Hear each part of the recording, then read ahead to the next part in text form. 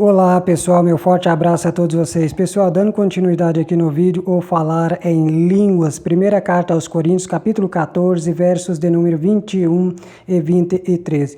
Pessoal, como sempre, eu vou fazer a leitura aqui e assim então sucessivamente eu vou fazer as minhas colocações para que vocês me compreendam. Vamos lá. Verso de número 21.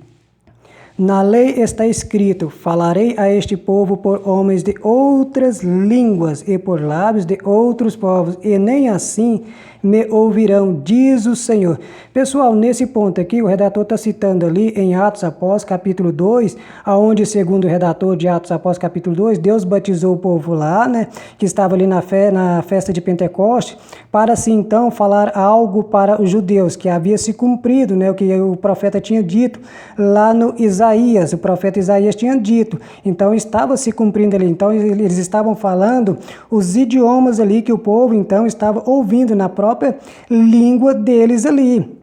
Então, nesse ponto aqui, pessoal, era o que? Os idiomas que Atos Apóstolos, capítulo 2, batizou, né? Que eles foram batizados para falar em outros idiomas sem ter estudado. É um exemplo. O Claudionor sendo batizado, aí o Claudionor vai e começa a falar o hebraico, sem nunca ter estudado, só para vocês compreenderem. Vamos lá, pessoal, verso de número 23. Olha só o que é que acontece agora. Se, pois, toda a igreja se reunir no mesmo lugar e todos se puserem a falar em outras línguas, no caso de entrarem indoutos ou incrédulos, não dirão porventura que estáis o quê? Loucos.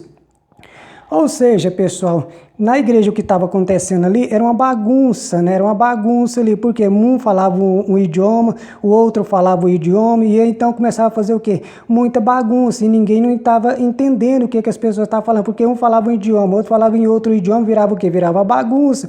Então o que ele está alertando aqui nesse ponto aqui, pessoal?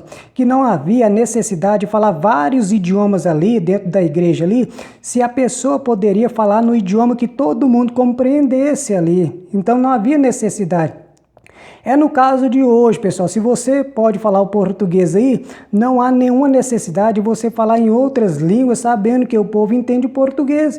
Então fala somente o português, que o povo vai ser edificado. O povo vai ser edificado. Porque se tiver uma pessoa aqui entrando na igreja e vê um falando uma língua diferente, o outro falando outra língua diferente, ele não vai entender. Aqui o indouto não vai entender, porque não tem compreensão. Aí ele vai dizer o quê?